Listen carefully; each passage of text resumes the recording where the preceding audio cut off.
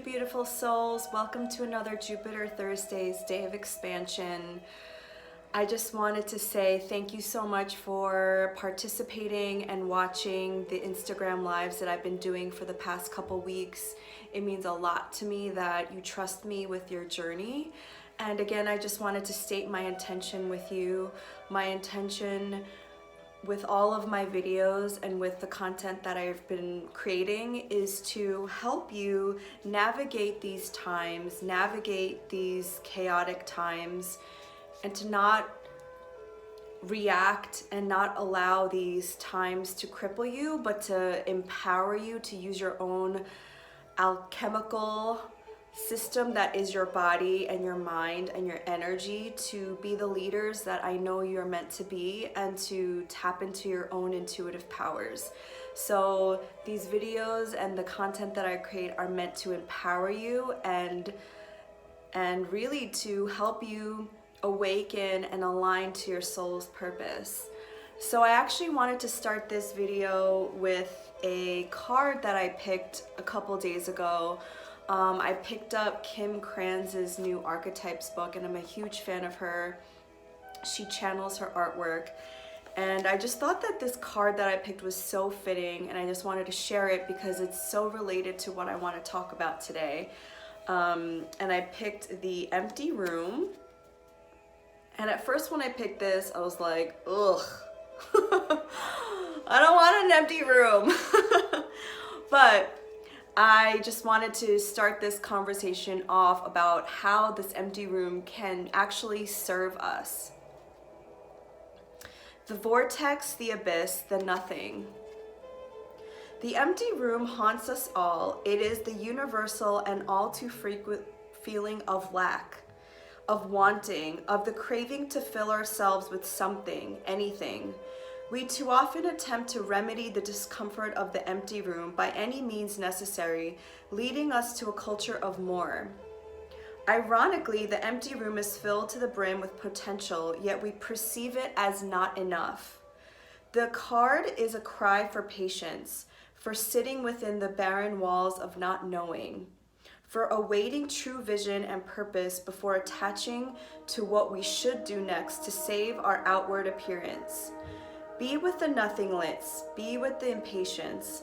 The empty room has immense power. Let others wonder what you are doing. If you can settle into the magic of emptiness, you will soon hear its whispers of wisdom. When light, spacious potential possibility. When dark, addiction, instability, more for more's sake. Now, I think this card is so beautiful because it is what's happening right now. And as I've said in so much of my content the last couple of weeks, even months, this is the time for us to go inward into the wild unknown that is our soul, to take a step back from our everyday routine lives, to detach from what we think we should be doing or what we feel like we have to do out of fear, and to just rest into the knowing that this is all meant for us and not happening to us.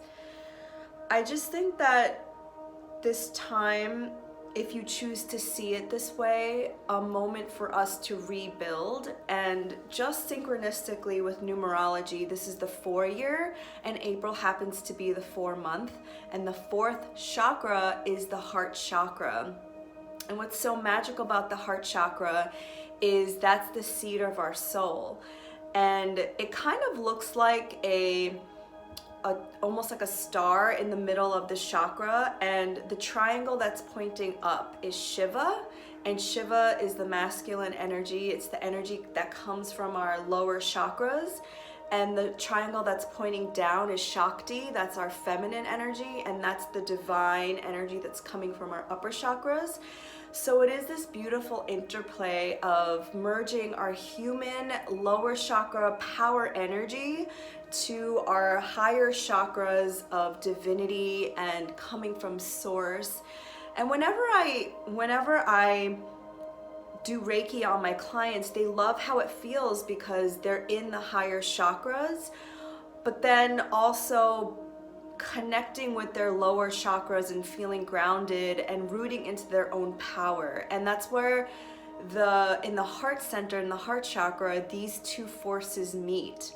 And I just think it's so synchronistic that the color of the heart chakra is green, which is the color of Mother Earth, of nature. And that's why I've been preaching and preaching the last couple of months to connect to nature as much as you can, to have plants and to just feed yourself with plants. And right now I'm drinking cacao, which helps me to connect with the heart center and to feel rooted in Mother Nature, because cacao comes from a very, very old tree and its roots are thousands of years old. So I just wanted to share the synchronicities of the four, and also this Saturday, April 4th, a very big astrological phenomenon is happening. It's Jupiter and Pluto coming into conjunction. And what that means is that they're really close to each other. And I'm not an astrologer, I'm studying astrology right now, but that's a big deal. And it's happening 3 times this year. And I just wanted to read you what this astrologer wrote about Pluto. Pluto is the great revealer, but often there's a dark night before the rebirth. Pluto brings to mind purging, releasing buried power or core truths. It's the planet of creative destruction, and transits can feel like extended ordeals. And it's conjoining with Jupiter, which, as we know, is the planet of expansion, of increase. So what this means to me is that it's bringing to the surface a lot of truths that need to be brought to the surface. And a lot of it can be ugly, and a lot of it can be things that you need to see. And I think I said this yesterday on my IG Live with Florencia. I believe that a lot of people have been operating under this guise of living out of scarcity, living out of fear, not being true to themselves. I mean, I was able to quit my job in 2017 because I knew that it wasn't in alignment with my soul's purpose. It wasn't in alignment with my truth. And so it's an exciting time, if we choose to see it that way, of allowing ourselves to see the true nature of our beings, the true nature of what we really, really want to do in this lifetime. And if anything has come to the surface for me more than ever, it's that life is so short. This life is but a glimmer of our soul's journey. And we're all meant to be here at this specific time in history to do something, to complete a mission. And I feel this so strongly more than ever because of what's happening right now. And I feel like, as I just read about Pluto, it's the death, it's the dark night before the rebirth. And right now, a lot of death and a lot of clearing. And that's why I kept saying on my podcast, clear the old shit, because it's a lot of that moving away from the fear and moving away from doing things that we thought we had to do or should do. And so this time of the empty room, we don't know what's coming next. We don't know what tomorrow will bring. And it's really uncomfortable. As humans, we are more inclined to do things that we know, do things that we're comfortable with, even if it means being depressed, not being fulfilled, being bored. We are more likely as humans, as creatures of habit, to choose that road that is traveled a lot versus taking the road less traveled, stepping into the unknown, stepping into the possibility of actually living your true soul's desire, your dream life. And so when I think about all the times that I chose to take the road less traveled, right? I think about what it actually was that allowed me to do that and allowed me to step into my confidence, step into my courage.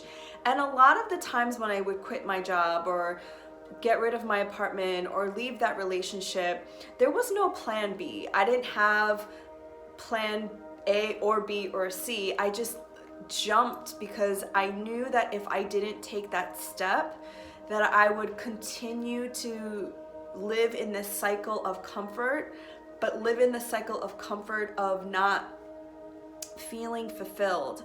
And I know that feeling because I've tapped into that feeling of feeling in alignment, of feeling so blissful and so joyful. And I know what that feels like. So when I don't feel like that, and any situation in my life where I've felt out of alignment, I know that there's more. I know that my soul is telling me something, that this isn't right for me.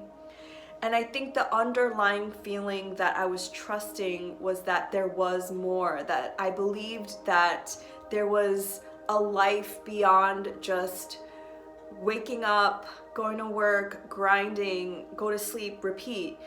That is actually not how life is supposed to be. Life is supposed to be of love, of peace, of joy, of abundance. And I know that to my core, and if you could sit and listen and be honest with yourself, you would feel that too. You would feel that whatever it is that you feel resistance or feel unhappiness with, you know so deeply in your core it's not right for you. It's just our programming and your fear and your limiting beliefs and the feeling that you're not good enough that's holding you back from what you truly, truly deserve in this lifetime. And trust me, it's scary. I know. I've done it so many times now. I've quit my job many, many times, the last one being in 2017.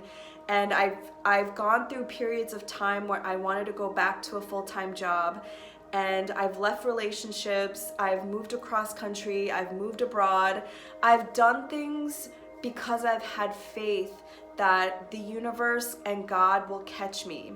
And that if I was willing to jump and put all my faith in this divine intelligence, then I know that it will come back to me 10 times, that my show of faith will come back to me and be reciprocated. And let me tell you, it has reciprocated 100 times, not even just 10 times.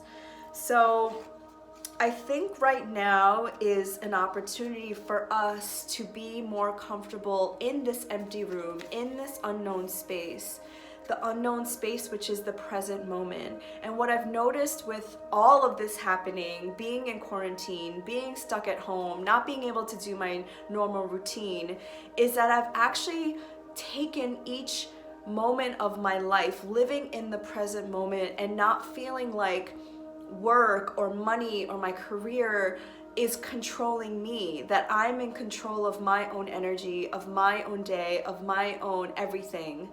So I think that's a really powerful practice, is that you have the power to decide where your thoughts go, where your emotions go, what you do in your day. If you don't feel like engaging with somebody who's being a little negative Nancy right now, you don't have to respond. If you don't feel like working out, be with your body.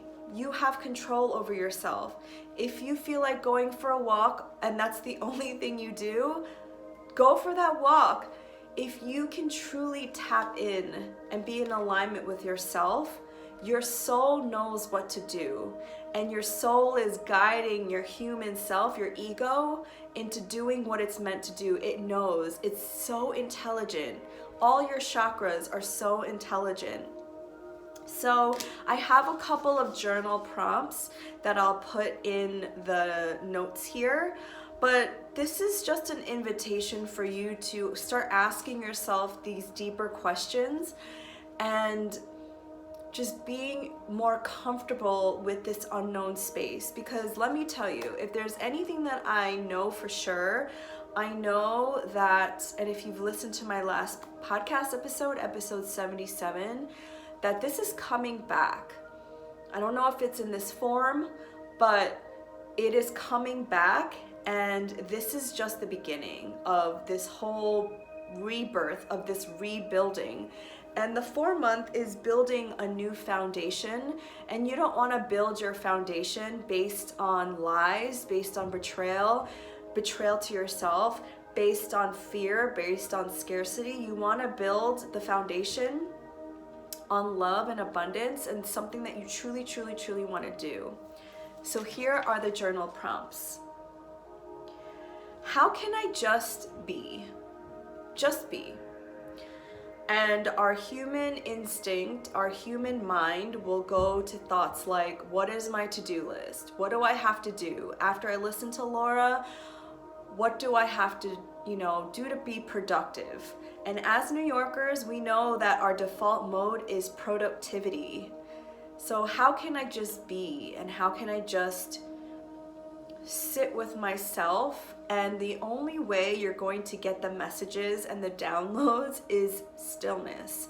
And that's not easy, especially for us New Yorkers. We're so used to hustling. We're so used to going at such a rapid pace that it took a fucking virus to slow us down. So how can I just be? Who do I want to be? So if money, if pressures, if nobody actually knew the intricacies of my soul and my mind, who do I want to be?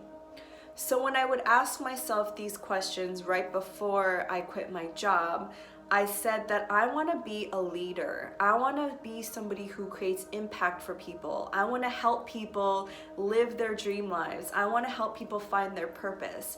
I want to help people suck every juicy drop of life there is to this life. I want to help people do that.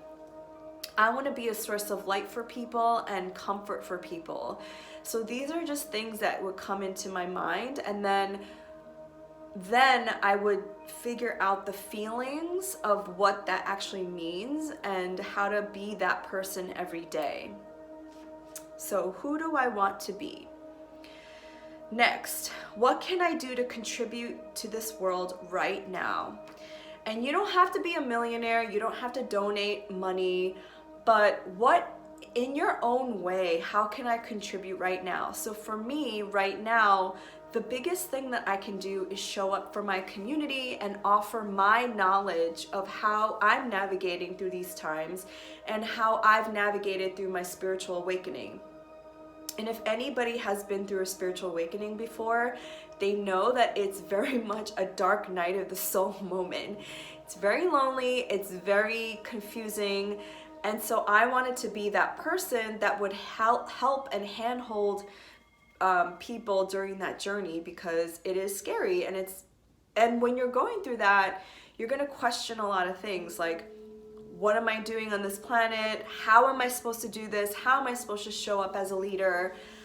Okay, now I have all these feelings and these thoughts, and how do I integrate that as being a human? So I wanted to show up for my community in this way. So I started a podcast. I've been creating more content.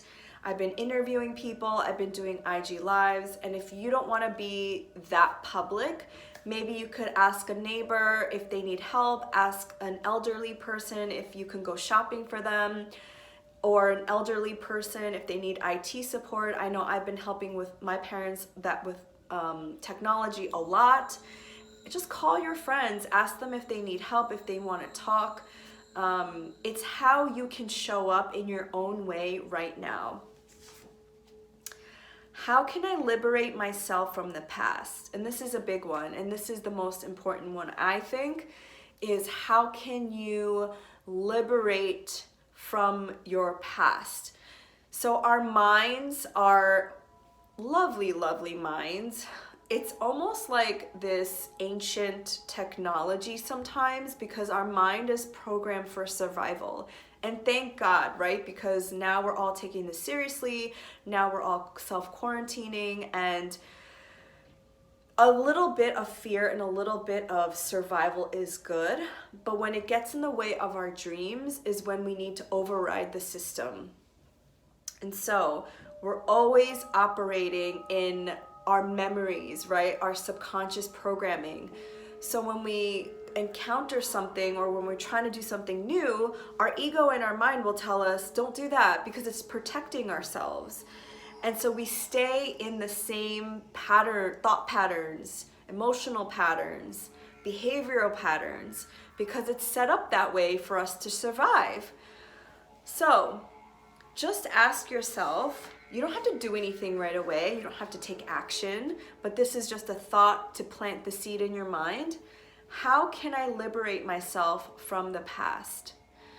And for me, right before I quit my job, I was saying, I had quit my job the first time in 2011 to start my catering company, Miss Buttercup, and also my food blog. And I went back to work in 2013 because I was afraid, and that was a repeated behavior because of my fear. I went back into something that I knew. Excuse me. So I said to myself right before I was going to quit in 2017, how can I liberate myself from my past behaviors? Okay, well, why do I keep going back to my past behaviors? And this definitely applies to my past relationships too. When you notice a repeated behavior, it's because you're trying to protect yourself and you're trying to survive. So I want to liberate myself from acting out of fear and for going back to a 9-to-5 job, because I know that no amount of money or working for a company to tell me what to do is going to give me that security. I need to find that security within myself. So I have to build foundations within myself. And that's kind of how I started the conversation with myself. So again, I'll write these questions down in the notes, and I really want you to give yourself the time and space every day to sit with yourself, even if it's for 5 minutes, to ask these deep questions. And maybe you won't come with the answer right away. Maybe it'll come in a walk, or maybe it'll come while you're taking a shower or when you're cooking. But if you give yourself the time and the space, the answers will come to you, and you'll start to connect with your higher self, your soul, the soul that knows what you truly, truly are meant for and what you truly want. And additional resources is to do the ego eradicator. It's in my IGTV to help you quiet your ego down. And also the Sakriya, which is also on my IGTV and on my YouTube, to help you transmute some of that lower energy in your lower chakras, to help flow it up, and to flow it up, to help you access some of this and let all of your chakras become in alignment with each other. And yeah, I just offer you this time, not that I'm offering it to you, but I invite you to sit in that empty space, that empty room of the unknown, because even though it's unknown and it's empty, it's limitless. The potential, the options, the opportunities are limitless. And that's what's so magical about the unknown, is that it's infinite. So I hope this helped.